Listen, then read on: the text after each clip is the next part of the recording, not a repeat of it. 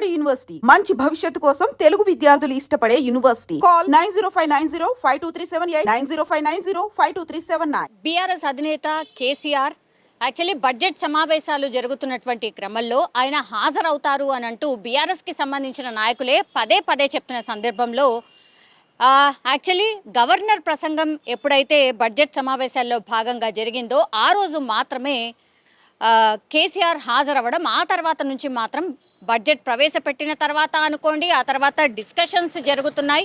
Assembly సమావేశాలు చాలా వేడిగా జరుగుతున్నటువంటి సందర్భంలో, మాటల యుద్ధం జరుగుతున్నటువంటి సందర్భంలో అన్ని విషయాల్లో మీ నాయకుడు మాకు సజెషన్ ఇవ్వాల్సిందిగా కోరుతున్నామంటూ కూడా పదే పదే కాంగ్రెస్ పార్టీ చెప్పినప్పటికీ కూడా ఇంతవరకు కేసీఆర్ అసెంబ్లీ వైపు చూడనటువంటి సిచ్యువేషన్.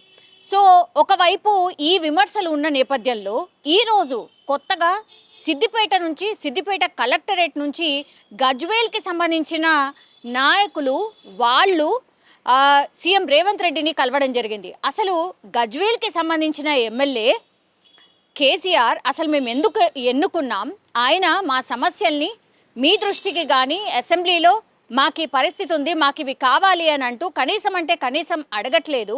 సో ఎందుకని ఆయన మాకు గజ్వేల్కి సంబంధించిన ఎమ్మెల్యేగా ఎందుకు ఉండాలి అని అంటూ ఒక వినతి పత్రాన్ని రాసుకొచ్చి సీఎం రేవంత్ రెడ్డికి ఇవ్వడమే కాదు, రాజ్ భవన్కి వెళ్ళి ఈవెన్ గవర్నర్కి ఇవ్వడానికి కూడా వెళ్తున్న సందర్భం అయితే కనిపిస్తోంది. సో ఇది రాజకీయంగా ఒక చర్చనీయాంశంగా మారిపోయింది. ఎందుకంటే ప్రతిపక్ష హోదా కలిగినటువంటి అట్లాగే ప్రతిపక్ష నాయకుడుగా అసెంబ్లీకి ఉన్నటువంటి కేసీఆర్ మాత్రం ఇంతవరకు కూడా అసెంబ్లీ వైపు చూడకపోవడం, అసెంబ్లీలో ఎంత సీరియస్ డిస్కషన్ ఉన్నా సరే ఆయన హాజరు కాకపోవడం, అట్లాగే మొన్న కూడా ఒక సందర్భంలో చెప్పారు 50 లక్షలు ఇప్పటి వరకు ఆయనకు జీతం రూపంలో తీసుకున్నాడు, అయినా సరే అటు గజ్వేల్లో కనిపించట్లేదు, ఇటు ఇక్కడ కనిపించట్లేదు. మరి ఎందుకని, గజ్వేల్కి అసలు ఏం న్యాయం జరుగుతుంది, లేదంటే అసలు ఆయన ఎమ్మెల్యేగా ఎందుకు ఉండాలి, అట్లాగే ప్రతిపక్ష నాయకుడిగా ఆయనను ఎన్నుకున్నటువంటి బీఆర్ఎస్ పార్టీ దీనికి ఆన్సర్ చెప్పాలంటూ కూడా పదే పదే కాంగ్రెస్ పార్టీకి సంబంధించిన నాయకులు ప్రశ్నించినా ఇంతవరకు స్పందించిన సందర్భం అయితే లేదు. కేవలం గవర్నర్ స్పీచ్ రోజు మాత్రమే హాజరై ఆ తర్వాత మాత్రం ఇంతవరకు హాజరు కాలేదు.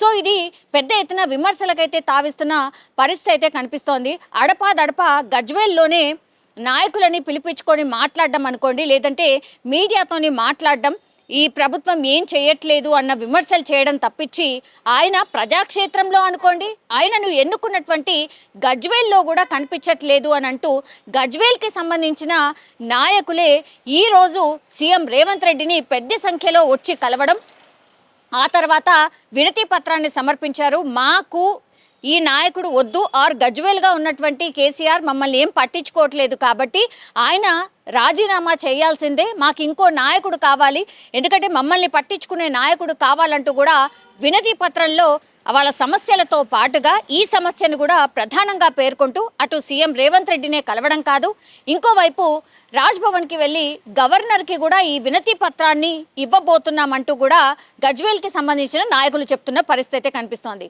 బీఆర్ఎస్ వర్సెస్ కాంగ్రెస్ ఈ పోరు నడుస్తున్నటువంటి సందర్భంలోనే ఇప్పుడు గజ్వేల్కి సంబంధించిన నియోజకవర్గ నాయకులు వచ్చి ఇట్లా రేవంత్ రెడ్డిని కలవడం, సీఎం రేవంత్ రెడ్డిని కలవడం, అట్లాగే గవర్నర్కి వెళ్ళి రిప్రజెంటేషన్ ఇవ్వడం అనేది ఇప్పుడు చర్చనీయాంశంగా మారిపోయింది. ఇంకా కూడా అంటే గజ్వేల్ ప్రజలే నిన్ను ఆదరించట్లేదు, గజ్వేల్ ప్రజలే మిమ్మల్ని వద్దు అంటున్నారు అని అంటూ ఇంకో అస్త్రాన్ని ఇప్పుడు కాంగ్రెస్ పార్టీకి అందించినట్టు అయింది.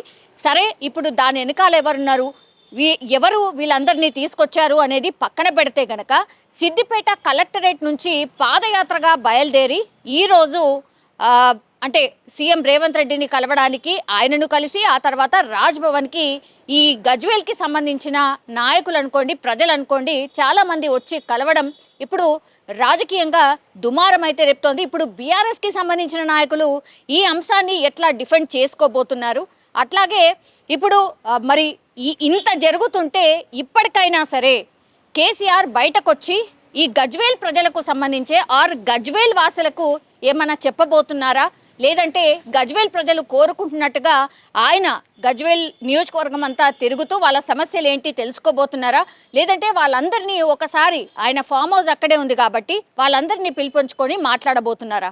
ఇదంతా కూడా చర్చనీయాంశంగా మారిపోయింది. అయితే ఈ వినతి పత్రం ఇచ్చిన తర్వాత డెఫినెట్లీ దీని మీద సీఎం రేవంత్ రెడ్డి స్పందించే అవకాశమే కనిపిస్తోంది.